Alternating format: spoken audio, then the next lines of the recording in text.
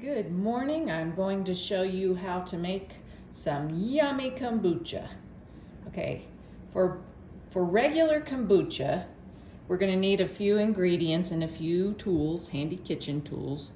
Let's start with our measuring cup. And you probably want about a 2-cup measuring cup. And you'll need a teaspoon for your loose leaf tea. And here is the tea that I use. This is Assam black tea, and it's a really good loose leaf. I buy it organic. I get it on Amazon.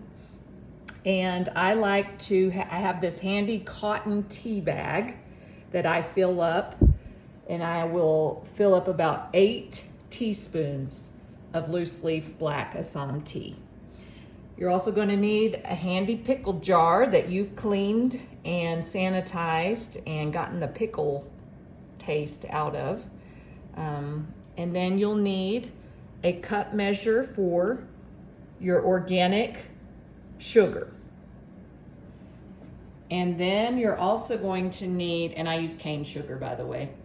Then you will also need to use 2 cups. You'll need to measure out 2 cups of kombucha from a previous batch, and you'll need your kombucha SCOBY, which should only include 1 baby and 1 mother, okay? No grandmothers in there. You want to peel those off. They're the bottom layer, and you want to discard those. I usually feed mine to my worms. Okay, let's get started. Oh, one more thing. You will also need probably about a 4-cup measuring Pyrex, and you'll want to measure out 2 cups of filtered water with no chlorine in it.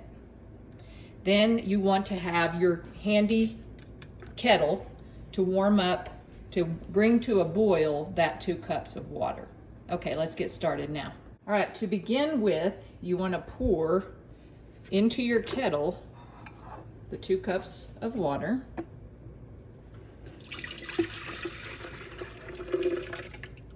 Okay.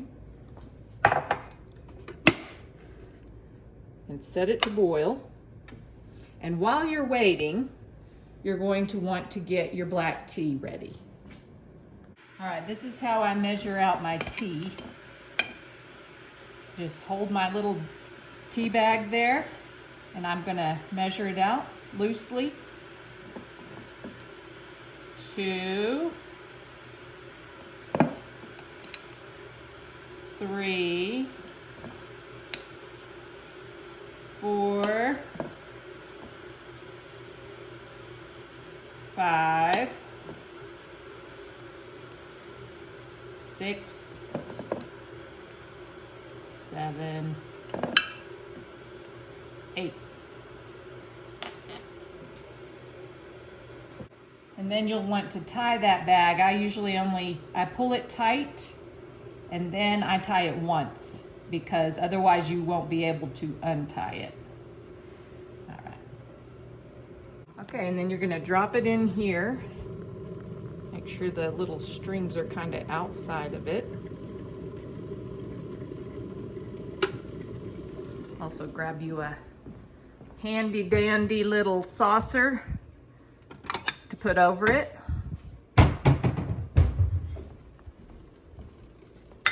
And then once it kind of settles down a little bit, you're gonna go ahead and pour your boiling water over it.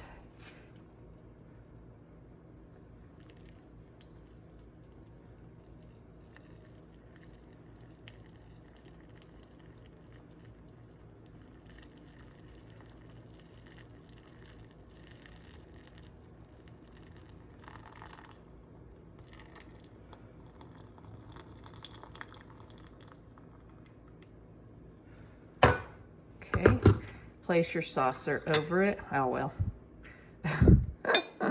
sometimes that happens. Okay, and then you're gonna set a timer for 10 minutes.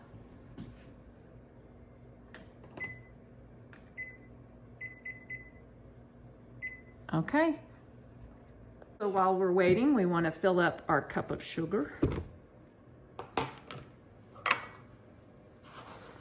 and set it aside.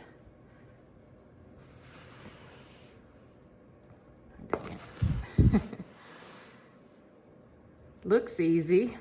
I guess it takes a smarter man. Ooh, okay.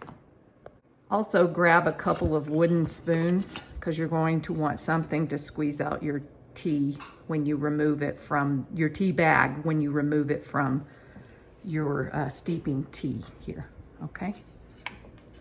I also like to keep these handy silicone spatulas. They're great for stirring, okay? And you're gonna wanna stir the sugar in after you pull out the tea bag.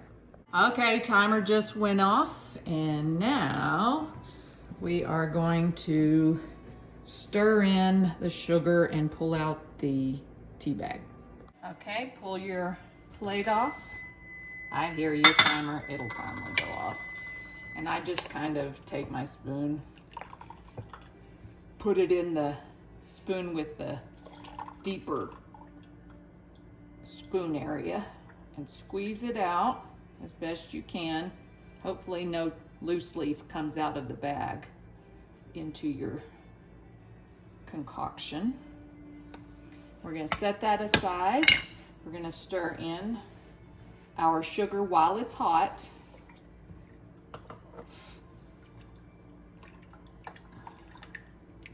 And this may take a few minutes, so make sure it's completely dissolved in there. Once you've gotten it completely dissolved, then you're going to take it and you're going to pour it into your regular kombucha.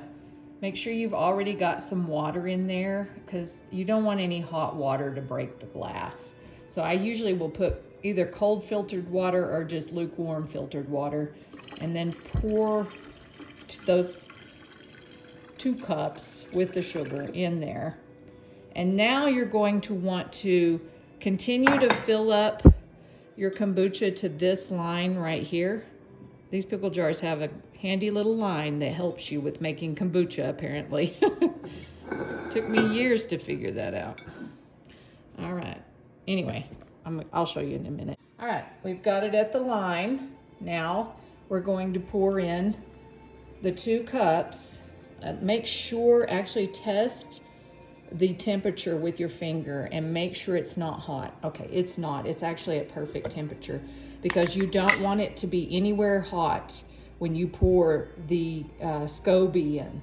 The SCOBY will die if it gets too hot. So, okay, we're gonna pour in the liquid.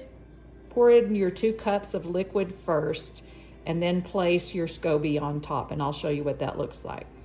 Okay, I've poured in my liquid, and now I'm just gonna slide my little SCOBY guy in on, and sometimes they fall down in there, but they will come back up and sit on the top. There he goes. Get there. There he goes. All right, now you just wanna place a tea towel on top. That's what my regular kombucha looks like, and I made sure to secure it with a rubber band. And then I'm gonna change the date on this. Today's date, I don't know what today's date is. I think it's let me find out. Okay, today's date is December 30th, so I'm gonna take my marker and put on here 3-0, just so I know when I started it. And then you're gonna let it sit in a dark place for 7 days, but I would put it somewhere where you won't forget about it, or set yourself a reminder to start the whole process again and set aside your kombucha. And I'll see you next time when I tell you about the second fermentation. All right. Here's kind of an example of where I keep mine for the 7-day period while it's fermenting. See, sunlight comes in the door, but it doesn't hit this guy.